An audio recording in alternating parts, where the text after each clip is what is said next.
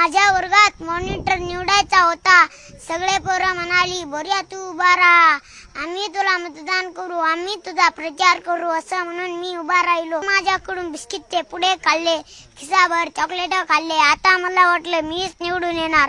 दुसऱ्या दिवशी मतदान होतं. पोरं सकाळीच माझ्या घरी आली आणि मला म्हणाली, बोऱ्या आज मतदान आहे, अंडे खाऊ घाल.